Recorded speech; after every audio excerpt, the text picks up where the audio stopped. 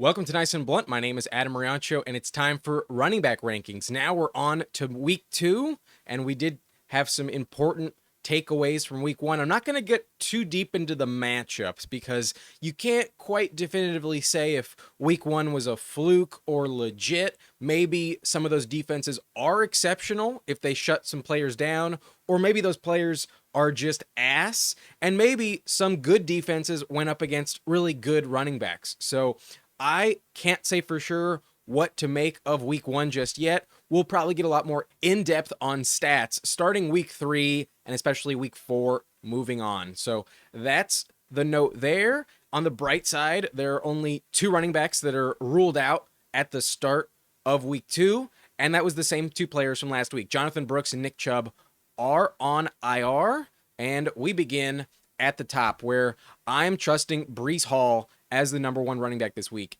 He did not play exceptional last week, but he was still very effective. The 49ers also have a good run defense, and he did fumble. So that's part of the equation. They did lose by a wide margin, and I do expect them to beat the Tennessee Titans. So I trust him. The role he has in this offense is unquestioned, and especially in the passing game, he offers you a very high floor in PPR format. So Breece Hall at number 1. Number 2, I have Saquon Barkley versus Atlanta, who I could argue deserves to be at number 1 in this week's rankings. But they showed him off week 1 in Brazil, maybe because it's the new weapon and they want to get him going. It was a weird situation as well. I think they kind of just wanted to get the fuck out of there and kill the clock. But why would anything change in their home opener? I do expect a big workload for Barkley yet again. Last week, he was running back 1 in points and touchdowns with 3. He also was top 4 in total touches as well as total yards, but only 2 receptions was my concern. That's why I have Breece ranked above him. A little bit more PPR value, in my opinion. But number 3, another player you cannot bench, who I think will have a big bounce back in week 2. I have Kyren Williams at the Arizona Cardinals. Last week was a very difficult matchup versus Detroit, but he still scored a touchdown, and I do expect him to go off at Arizona, especially without Puka potentially out for a while. I do think Kyren has a big role and will be far more effective against the Cardinals as opposed to the Lions. On the bright side, Blake Corum was completely irrelevant, didn't get a single touch in week 1. So Kyren is the guy, and he is a lock in your lineup this week. At number 4, I have DeVon Achane at Buffalo, who is technically questionable with an ankle injury, but I think it might just be caution that they're exercising here because they are playing on Thursday night, and we all know that he is a little bit brittle at the end of the day. So I'm not encouraged to see him already on the injury report after week 1, but I still think he suits up, and he was clearly the RB1 in this offense. He only had 2.4 yards per carry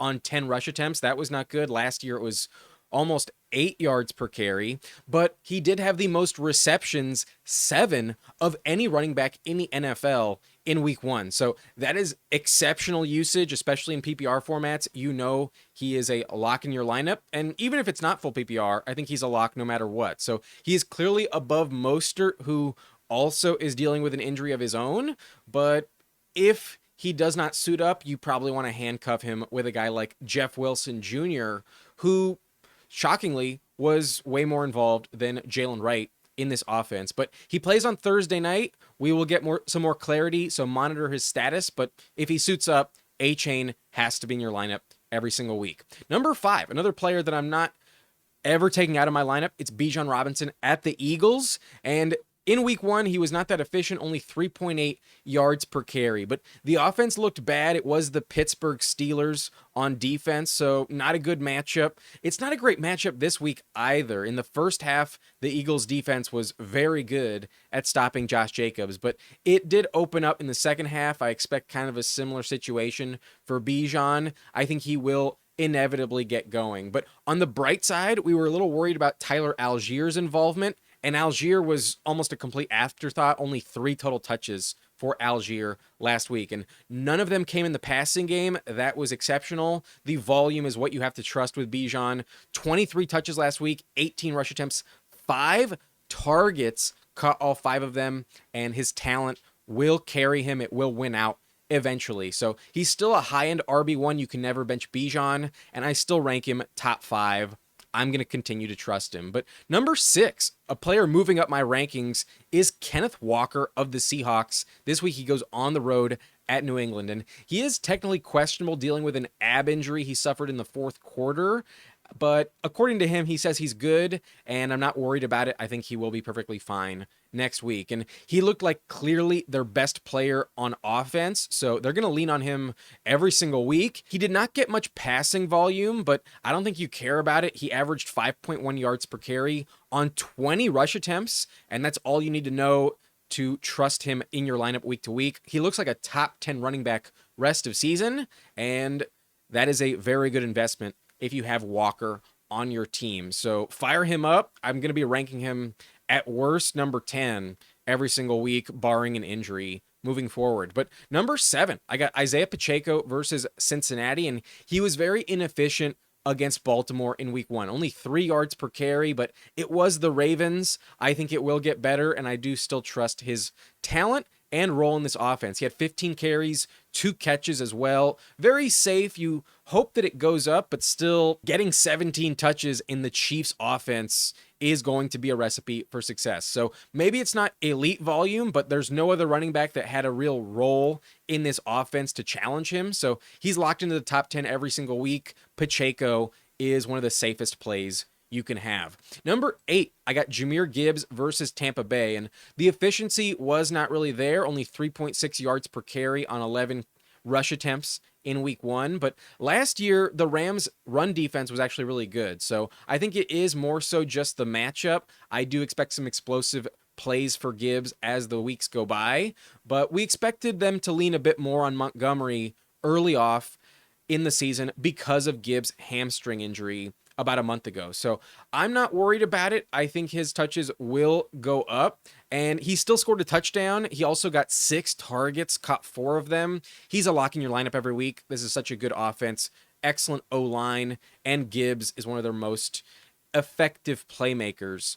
overall. He's a lock, top 10 every single week. Number 9, I have Josh Jacobs versus the Colts. And yes, it's a tough break for the Packers, losing Jordan Love for a few weeks, but that means they're going to lean even more on Jacobs in this offense. And yeah, I'm worried about Malik Willis, but I don't think it will completely crater Jacobs' value. The volume should be there to carry him to a high workload every single week. And he was terrible in the first half last week against Philly, but he was also electric in the second half. So he's kind of a player that will get better as the game goes by, and as the defense gets worn down, he's going to look even more efficient in the 3rd and 4th quarters. So I still trust him, and if you look at this matchup, I don't read into it entirely, but the Colts just gave up 178 total yards to Joe Mixon.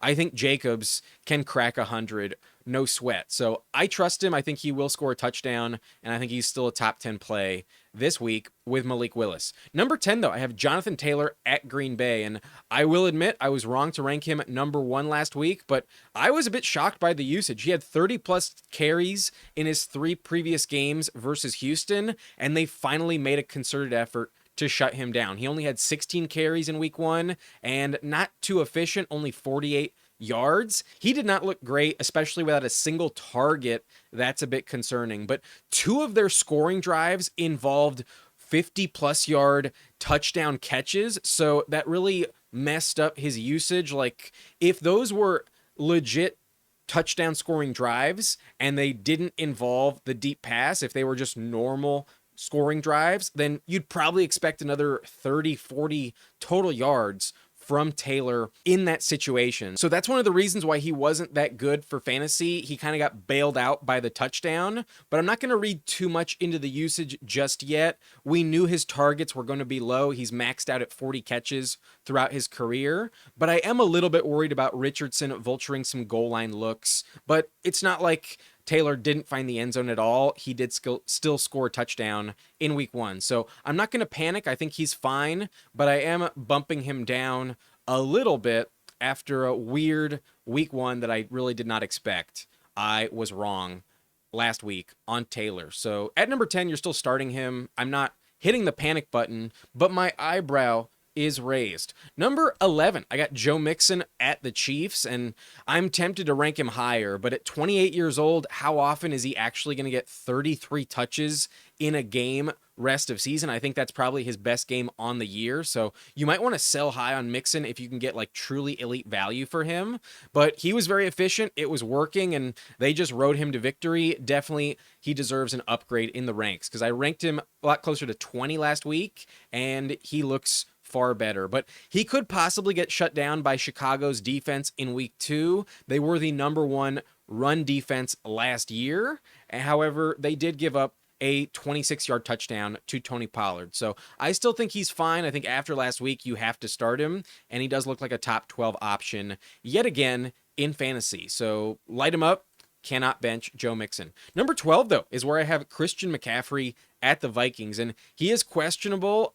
I was not entirely shocked that he sat out Monday, but the fact that we got word like only 2 hours before the game was a bit surprising. I hope you had Jordan Mason on your bench. If not, you got a bagel from CMC. So if he plays, you have to start him. He's obviously a great option no matter what, but the fact that Achilles is part of the equation with his leg injury is really not a good sign, and it's why I think even if he does suit up, they will continue to mix in Jordan Mason until they're sure that he is 100% healthy, and that may never happen all year long. He is on the older side of the equation, 28 years old, just like Joe Mixon. So that's why I cannot rank him top 10 this week. He might not play at all. He is a risky option, but I think we'll get some clarity before week 2 kicks off. But the fact they held him out week 1 means there's no way he gets a full workload when he does come back on the field. And that might not even happen this week. So he's definitely moving down the ranks. He might be back on the bench or on IR in week 2. So I hope you have Mason. That's really a critical pickup. And if you don't, whoever does have Mason is grinning and laughing to the bank. That was a phenomenal game from Mason last night. So this will be a weird situation. And until we get some like full clarity on McCaffrey, I think it's going to be more of a committee. I don't think he's a safe top 5 option at the moment. At number 12, though, you cannot bench CMC. Number 13 is James Conner versus the Rams, and he had workhorse usage in week 1. As long as he stays healthy, he's a lock in the top 15, a very efficient player, and Trey Benson looks like a complete afterthought. So I really like him. He's also catching some passes as well, and he looks like one of the safest bets to score a touchdown. The wide receivers do not look like a threat at all after last week. So fire him up as long as you can.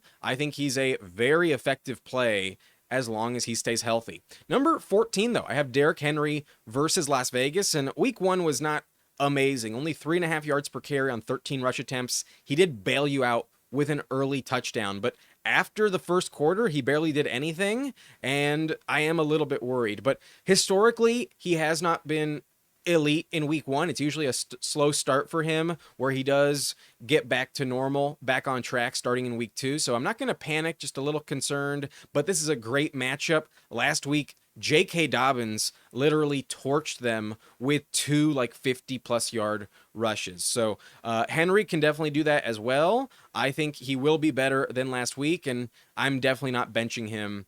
If I have him, I think you have to keep rolling him out there no matter what. But bumping him down a little bit. Last week was not elite. He also didn't catch like a single reception. Justice Hill was the guy on 3rd down. So that I hope does change. He is very effective when he gets some screen passes, and after the catch, he's a nightmare to tackle. So Derrick Henry, still top 15, but maybe not as good as I thought he would be last week. Number 15, I have Dave Montgomery versus Tampa Bay, who I'm very tempted to rank higher. He appears to be a lock in your lineup still yet again. However, his final stat line was a little bit misleading because without the overtime drive that was basically all him, he would not have gotten you 10 points in fantasy. So I still trust him. He did average 5.4 yards per carry, but a lot of it came in overtime. But 17 rush attempts for 91 yards and a touchdown is not something you can be upset about, and that's why you cannot bench him. He plays in such a good offense, and they're definitely going to lean on the run every single week. So I still have Montgomery top 15. You cannot put him on your bench. Number 16, though, I have James Cook at Miami, and the volume was great in week 1. 22 total touches for 103 total yards. However, Josh Allen did score 2 rushing touchdowns, and that's what's going to cap his ceiling every single week. So I'm a little bit worried about his touchdown upside. That was the problem for him last year. And this is also not the best matchup you could find. In 2 games last year versus Miami, he only averaged 64 total yards with 2 catches per game and only 1 touchdown, an average of 10.4 points per game. So I think he needs a touchdown. He probably doesn't get it. And without it, you're probably going to hover around 10, 11 points, depending on the PPR value. So a little bit worried about it.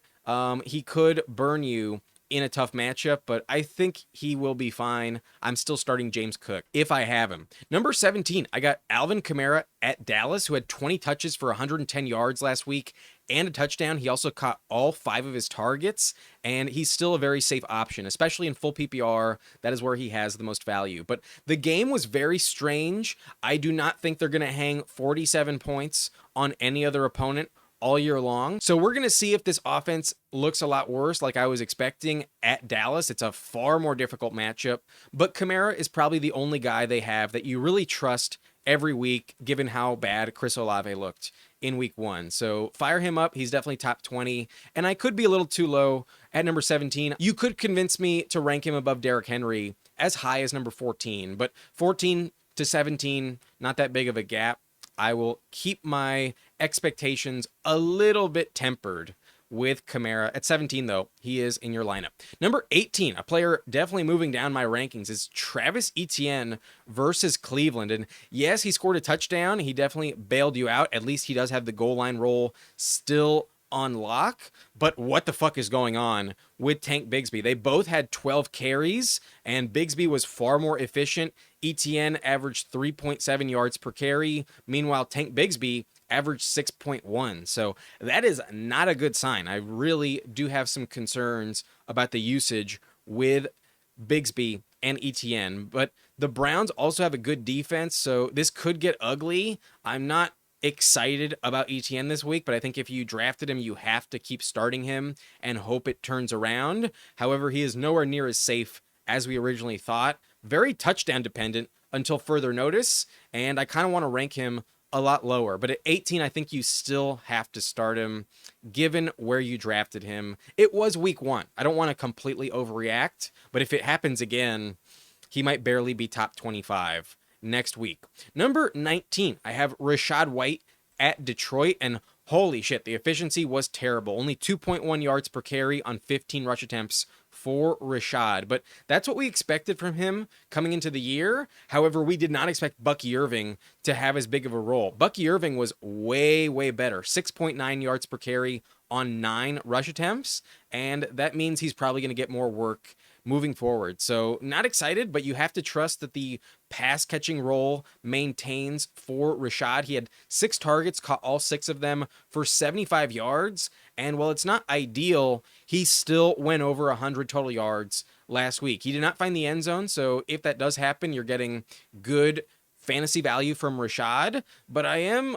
a little bit concerned. I do think Bucky Irving could become a problem pretty quickly in this backfield. And the matchup is also a pretty bad one. Kyren Williams was held to only 54 total yards on 21 touches last week against Detroit. So I definitely think you should be fading Rachaad, but I think you have to start him based on where you drafted him. It could turn back in his favor where Bucky Irving gets relegated to a completely irrelevant role, but I doubt it. I think it is a big red flag, and if it wasn't for the draft capital, I'd probably not rank Rachaad top 20. So don't be surprised if he puts up a terrible game in week 2. The matchup is bad, and Bucky Irving could vulture him all year long. Number 20, though, I have Rhamondre Stevenson versus Seattle, and I was shocked by this performance in week 1. 28 touches, massive workload for 126 total yards, 3 catches as well, and a touchdown. And you were also really excited to see that Gibson did not see a single target in this backfield. We were very worried that Antonio Gibson would steal a lot of targets from Rhamondre. So Stevenson looks very safe moving forward. It's just a question of how much was week 1 actually a fluke, and I don't think it was. I think he will see 20 plus touches week in, week out. They may not win the game, but I still expect him to be a safe, high floor fantasy option. So despite the offense being bad, Stevenson is clearly their best player and the only Patriot that you can start. At number 20, I think he's probably a lock in your lineup, as at worst, a high-end flex play. Number 21, I got Bijan Robinson Jr. versus the Giants, and I was a little pissed that Jayden Daniels had 16 rush attempts, but we did expect that to be a factor. Bijan Robinson, though, had 12 carries, and Eckler only had 2, so he's clearly the RB1. Eckler is not a threat for goal line rush attempts especially, and while Eckler did catch 4 catches, Bijan Robinson also caught 3 of his own. So Bijan Robinson is clearly the running back you want in the Commanders' backfield. That's what I expected, and I am a little bit more encouraged and excited to start him moving forward. I also love this matchup against the Giants. There is some high touchdown potential. It's really just a question of, will Jayden Daniels be vulturing a lot of the goal line rush attempts like he did last week? Jayden Daniels had 2 rushing touchdowns, and that could be a very annoying situation for B-Rob moving forward. But his role is very safe overall. I think he's a good flex play every week moving forward, and I really liked the pass-catching volume he did offer, despite Eckler seeing more targets. So I trust him. I think this is a great matchup as well. I like B-Rob in week 2 as a high-end flex play or low-end RB2, depending on your format. Number 22, though, I have Aaron Jones versus San Francisco, and he looked very good last week. Ty Chandler did get 11 touches, but I think that's actually a good thing for Aaron Jones because he is 29 years old. We need him to stay healthy, and he's definitely still their RB1. It will keep him healthy for a longer span of time if Chandler gets some decent volume. So I still like Aaron Jones. He ran for 6.7 yards per carry versus the Giants, and that's one reason why I like Bijan Robinson a lot this week. But I can't imagine that happens for Aaron Jones again versus the Niners. It's a bad matchup, but he is a very good player, especially on the goal line. That is a high-end skill set of his, and it's an offense that will probably lean on him when they do have that chance near the goal line in the red zone. So I like Aaron Jones as a safe weekly flex play. I am downgrading him a little bit this week against the Niners, but I still think you should start him if you have the space on your roster. Number 23, I got Jerome Ford at Jacksonville, who is not that exciting in this terrible offense with Deshaun Watson. But I think it was more so the Cowboys defense being such a bad matchup than like a complete nightmare for the Browns. I could be wrong. Maybe Deshaun is just that washed. He looked atrocious. But despite not being an ideal situation, it's going to be a better matchup this week against the Jags. And Ford still caught 6 catches on 7 targets. So that is what I'm leaning into here. The volume is still there for him. Deontay Foreman was completely irrelevant, and Pierre Strong is not a threat. So until Nick Chubb comes back, he is exactly what I thought he would be, a legit flex play every single week, and especially in full PPR, he is obviously better. But I think he will be needed even more in the passing game, especially with Njoku injured, and I do trust his floor. He did fall into the end zone in the 4th quarter in garbage time,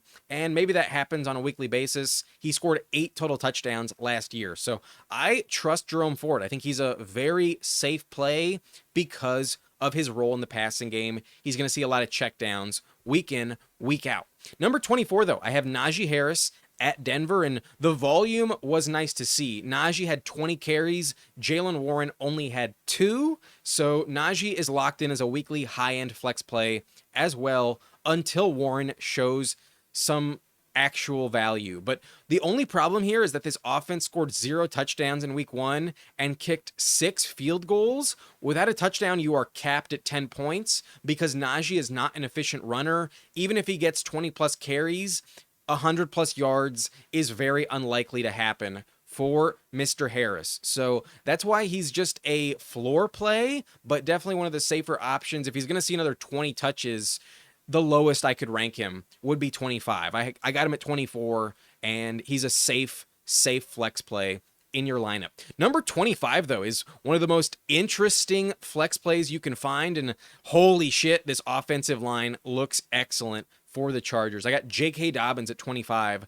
at the Panthers. And maybe it was just Las Vegas, but I imagine it will look pretty similar for J.K. at the Panthers. He only had 10 rush attempts. That's not great volume, but he turned it into 135 yards. And while he does not have the speed to turn those 50-plus yard gains into touchdowns, he did get caught on those massive plays, but who cares? Expect them to lean on him even more as the weeks go by, as he gets his sea legs under him. I think he will be more and more involved in this offense, but don't expect Gus Edwards to just disappear. I think especially with the injury concerns of J.K. Dobbins, they will still lean on Gus at a high rate. So maybe it's a little bit better than a 50-50 touch split, but at least Dobbins is the one catching passes. Gus Edwards has no PPR value whatsoever. And I do think he will get a little bit more volume as the weeks go by, but not by a wide margin. They do not want to put too much on his plate, but he's still the guy you want the most in this offense. And behind that O-line, I think a touchdown every single week is not egregious to expect. So high upside here. Dobbins is clearly the running back to start in this offense. Number 26, I have Tony Pollard versus the Jets, and he looked better than I thought, especially against Chicago last year, an excellent run defense. He scored a touchdown and also outpaced Tyjae Spears 19-8 in total touches. They both saw 4 targets, so decent role in the passing game, but Pollard had 16 rush attempts. Spears only had 4. So you're not worried about Spears at all, at least at this point, and the contract that they gave him definitely proves why we should have trusted him as the clear RB1 in this offense, at least after week 1. Maybe it was possibly just a hot hand approach, but I doubt it. I could see them revert back to the 1A, 1B usage that they mentioned in the summer, but until we see it, that's not something I'm going to project, and I'm definitely benching Spears. I will start Pollard as a decent flex play, but in this offense with Will Levis at quarterback, yikes, how many touchdowns will they actually score? I'm a little bit worried about this matchup as well against the Jets. He's not going to be as good as Jordan Mason was behind the Niners run scheme. So not fully endorsing him, but at 26, he is a fine flex play if you need him. Number 27, I got Zack Moss at the Chiefs, and Moss had 11 touches for 61 yards and a touchdown. Meanwhile, Chase Brown only had 6 touches for 23 yards. So Moss is the guy until we see otherwise, which does confirm my offseason assumptions. I'm very happy to see that because I heavily invested in Moss on Underdog this summer. But Moss also had 4 targets. Brown had 3. And we were expecting Chase Brown to have the bigger role in the passing game. So that is very exciting for Zack Moss. He looks like the guy you clearly want, and that makes him a pretty good flex play moving forward. It was a bad offense in week 1, but I think they will bounce back once fully healthy. Although it is the Chiefs this week, it could be a tough spot. That defense looked somewhat legit. They did shut down Derrick Henry pretty drastically. So not an elite play this week, but I think I will be ranking him higher moving forward if last week's usage does continue. If it favors Zack Moss at like a 65-35% rate, I think he's going to be in the top 25 pretty consistently. Number 28, though, I got Jordan Mason at Minnesota, and holy shit, he looked really good, and that's not surprising. Any Shanahan starting running back will succeed in this offense. So if he is the starter once again, he is immediately top 10. I might even put him top 5, but that's only assuming that Christian McCaffrey is out once again. We do not know that for a fact, but even if McCaffrey does play, I still think Mason is a very good flex play. I expect a significant role for him for a few weeks because McCaffrey is dealing with a Achilles soreness. That's part of the equation, and there's no way they give McCaffrey a full 100% workload right out the gate in week 2. So Jordan Mason, the most coveted waiver wire pickup, no question about it. And I do think he has legit flex value in week 2, even if McCaffrey is healthy. But there's potential league-winning value here. If McCaffrey is out for a while, he might be a top 5 play in week 2 once again. So definitely target Jordan Mason. If you don't have him handcuffed to Christian McCaffrey, that was a mistake. Number 29, I have Ezekiel Elliott versus New Orleans, who still appears to be the guy in Dallas. His age is a red flag, obviously, but his skills on the goal line have not disappeared. He will have chances every week in a very high-scoring offense. It looks like the Cowboys are still very legit. So I trust him, but not by like a massive margin over Dowdle. I could see Dowdle overtaking him in the coming weeks. So we'll see what happens in week 2, but I'd definitely start Zeke over Dowdle if I have both. Number 30, though, is where I start to bench players. I think this is my cutoff point.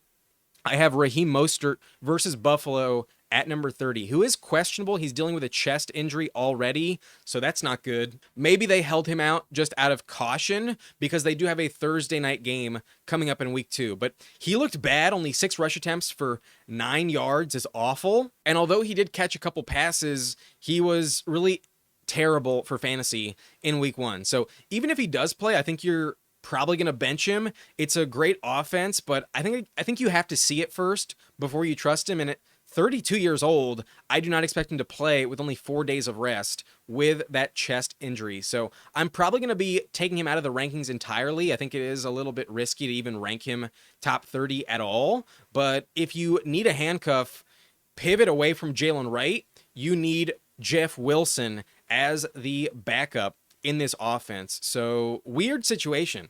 Out the gate with Mostert, I think he is a lot riskier than we thought after week 1. But number 31, I'm probably not starting DeAndre Swift either this week at Houston. It's not a great matchup, but it's really just the fact that this offense was so dog shit why I'm not going to trust him. Yeah, he's the best running back they have, but I'm not trusting Chicago players other than DJ Moore until we see that they can score touchdowns. And I don't think you have any confidence in a high floor with Swift at this moment in time. But I think he will get better. The Bears will probably figure it out over the course of the season. Number 32, I got Zamir White at Baltimore, and he had a terrible game in week 1. Only 13 carries for 44 yards, 2 catches for another 2 yards, no touchdown, and a fumble. Was it just the Chargers? Maybe, but the Ravens don't give you much confidence either that he turns it around. So bad matchup again. Mattison had 5 attempts and 5 targets, so that's not good news. Zamir is not the workhorse some people thought, and my concerns about his pass game volume are confirmed. He is very touchdown dependent, and I don't think he's safe at all this week. I would bench him if I can. You might try and sell high for whatever you can get, but maybe that's a little misguided. He probably looks a little better as the matchups get better as well. Number 33, I got Devin Singletary at Washington, who had 14 touches last week for 52 yards, 4 receptions.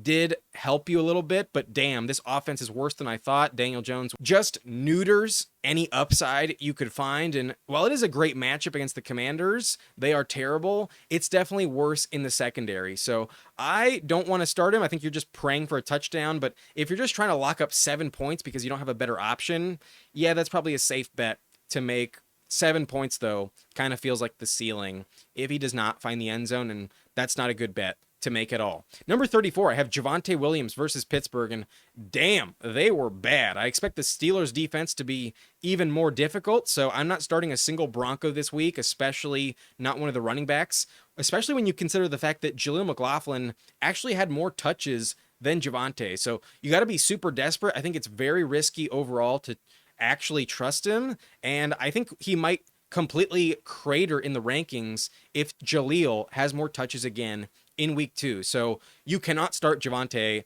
That is asking to lose in week 2. Number 35, I got Rico Dowdle versus the Saints, and I do see some blowout potential, so he might have an increased workload in the second half. He had 9 touches, Zeke had 12, so it wasn't terrible usage. It is somewhat close to a 50-50 split, but Zeke did score the touchdown, and I would expect him to maintain more of the goal line role, given Zeke's skill set and history on the goal line being very efficient in that category. So if Dowdle can showcase some explosiveness, then maybe he gains more value. He might pick up some steam as the weeks go by, but at the moment, I think if you're only starting one, it would be Zeke. not Dowdle. Number 36, I have Austin Eckler versus the Giants, and like this matchup, there is some upside, but he had very few rush attempts, but he also led the team in receptions. He caught 4 of them for 52 yards, and that is decent, but very high efficiency. Not sure that continues every single week, but considering he is a backup, he is one of the better options you can find. But I would not start him. I worry about any touchdown upside with Jaden Daniels and Brian Robinson vulturing him all year long. Number 37, I have Gus Edwards at the Panthers, and he pretty much has no pass catching upside whatsoever, but that's what we knew coming into the season. However, he did see more carries than Dobbins, albeit only 1 more than JK, but it's a very good offensive line, so he's not an atrocious bet, but you're hoping for a touchdown. You'd rather have JK after what we saw in week 1.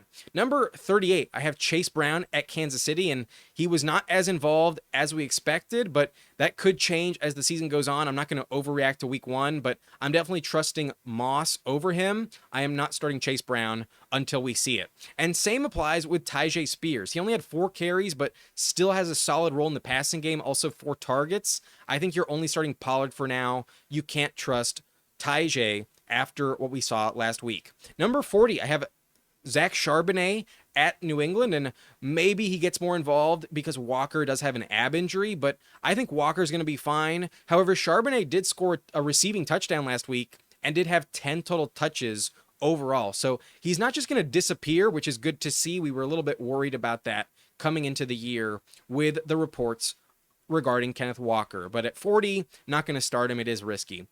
Number 41, though, did not expect to rank him this high, but I got Tank Bigsby versus Cleveland, and he had just as many carries as Etienne and was far more efficient on that volume as well, but he does not have the goal line role in this offense. So while he is a factor every week, I think he is a very good pickup off the waiver wire. It may have been a fluke in week 1, and until we see it repeat once again, I cannot rank him any higher. There's no way you're starting Bigsby, but you are concerned about Etienne. Number 42, I have Bucky Irving at Detroit, and Rachaad White is just so inefficient.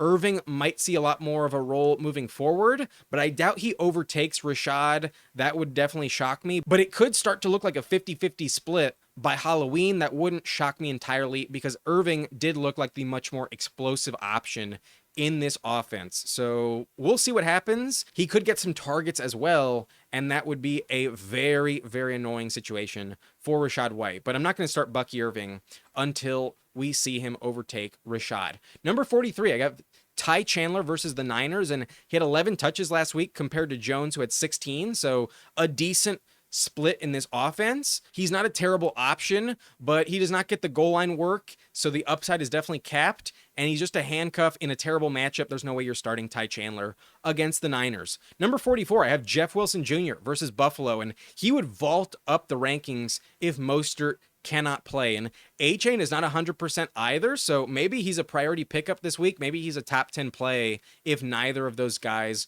do suit up on Thursday Night Football. And it was very interesting to see that Jaylen Wright did not see a single touch in week 1. So if you want a handcuff in Miami, it needs to be Jeff Wilson Jr.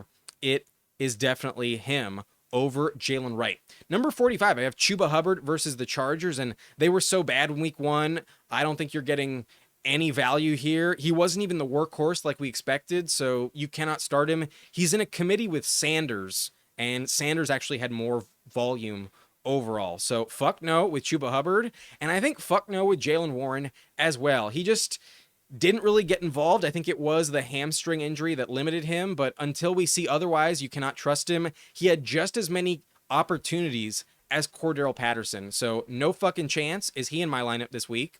And number 47, I have Alexander Mattison at Baltimore. He had 9 touches with 5 targets in week 1. He did score the only touchdown for Las Vegas as well, but I don't expect that to happen all the time. I am not ready to fully endorse him, but he is a solid pickup if you do need depth at the position, but he's more of an annoying player for Zamir managers than anything else. I don't think you can ever start him until Zamir goes down. Number 48, I have Justice Hill versus Las Vegas, and Henry did not see the field on 3rd down at all in that game, and maybe it was just week 1, but if Justice Hill sees another 7 targets every week, he's in the Austin Eckler category. He might be a legit handcuff and backup to stash moving forward. Number 49, I have Jaleel McLaughlin versus Pittsburgh, and this offense probably is atrocious against the Steelers, but it's very interesting to note he actually outpaced Javonte 15-9 in total touches. So he might be the guy I rank higher next week. He might be the guy to own, but until it happens again, I cannot endorse it.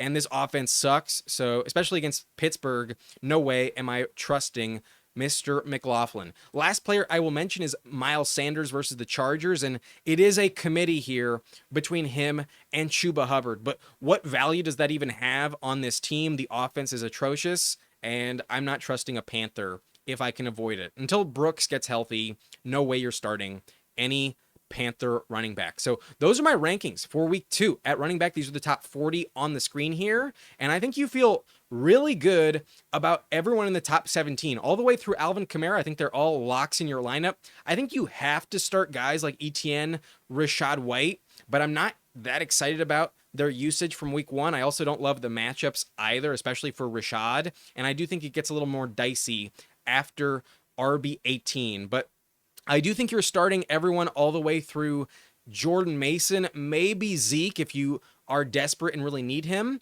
I think the flex conversation is pretty solid at running back this week, and I think you are getting some decent floor plays overall with the top 28, 29 running backs this week. But keep an eye out for Jeff Wilson Jr. as well as Jordan Mason vaulting up these rankings. It is not a guarantee that McCaffrey plays or DeVon Achane, but especially Raheem Mostert. So we will see what happens, but that's it for this video. I'm benching everyone starting with Mostert outside the top 30. But if you enjoyed, hit that like button, subscribe to the channel for more content like this, and I will see you in the next video. My name is Adam Riancho. Thank you for watching. Nice and blunt.